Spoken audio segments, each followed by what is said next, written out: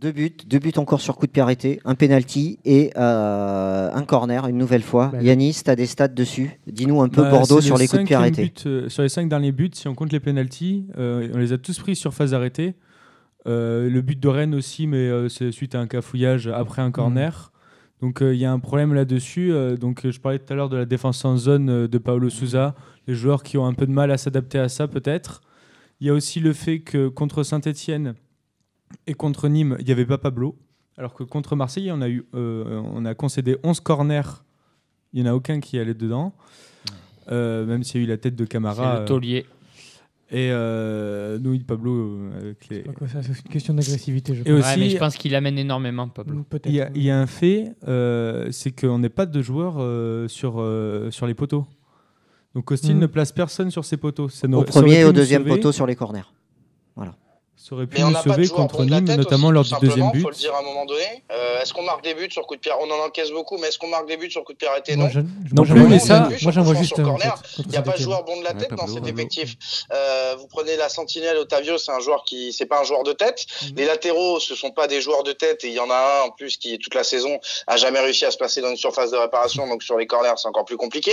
Il y a en attaque pareil, à part quand Cornelius jouait, sinon vous avez Briand, Caramo, Calou, Camano, Depréville, c'est pas des joueurs de tête. Donc déjà, vous avez un déficit technique, un déficit physique plutôt dans l'exercice. Et en plus de ça, il y a effectivement, sous Ricardo, il y avait beaucoup d'erreurs de placement. Et sous Paulo Sousa, comme tu l'as dit, il y a cette espèce de défense en zone qui est pas encore assimilée, où on voit beaucoup de joueurs se projeter ensemble sur le ballon quand il y a le centre sur coup franc ou sur corner, et où on provoque pas mal d'erreurs, à l'image du match de Saint-Étienne et à l'image de la main de Poungé samedi, ou du corner où Costil se trouve. Donc c'est quand tu fais tout ce micmac là, et effectivement le meilleur joueur de la tête qu'on ait, c'est Pablo, qui allie puissance, taille et bon jeu de tête. Parce que Koundé est bon de la tête, mais il fait 1m78, je crois, si je dis pas de bêtises, Koundé. Donc forcément, il y a des mecs qui lui passent au-dessus. Et voilà, Pablo absent de match, tu prends 3 buts, 4 buts, 5 buts sur coup de pied arrêté, voilà. Donc depuis le début de la saison, on en a pris 11 sur corner des buts. On c'est Rennes, 30% de nos buts, on les a pris sur corner. On en a pris des buts sur coup de pied arrêté. Et par rapport aux autres équipes de Ligue 1, on est comment? Non, on en encaisse beaucoup plus déjà, puisque par rapport au pourcentage, je parle, puisque déjà on est à la 5e défense de Ligue 1, et on est à la 5e défense de Ligue 1 en prenant 30% de nos buts sur corner. On prend très peu de buts dans le jeu. On prend très peu de buts dans le jeu. Je crois qu'on est les meilleurs derrière le PSG, je crois, sur les buts qu'on prend dans le jeu. On est comme le PSG, pour répondre à Samuel, on prend à peu près autant de buts dans le jeu. La répartition des buts est à peu près la même. On prend peu de buts dans le jeu, beaucoup de buts sur coup de pied arrêté, un peu comme Paris, sauf que ils ont Kipembe, Thiago Silva et Marquinhos en défense centrale.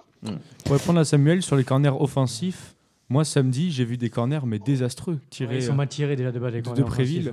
Autant contre Marseille ils étaient bien tirés, autant là c'était désastreux. Soit ça allait directement sur Bernardoni, soit ça sortait en 6 mètres de l'autre côté. Non mais c'est un cocktail, parce qu'on n'a pas tiré depuis le début de la saison, c'est une vérité, même sur coup franc, à part un petit peu de Préville encore, c'est pas un expert en la matière, on n'a pas de tireur de coup de pied arrêté. L'an dernier, il y avait Malcolm, par exemple, mais on n'a pas de tireur de coup de pied arrêté et on n'a pas de joueur bon de la tête. Donc pour marquer des buts sur coup de pied arrêté, c'est un enfer, et pour défendre, dès que vous tombez sur une équipe qui maîtrise l'exercice, surtout en Ligue 1, c'est un des exercices favoris pour marquer des buts, parce qu'il y a beaucoup d'équipes qui sortent pas et qui ont que ces occasions-là.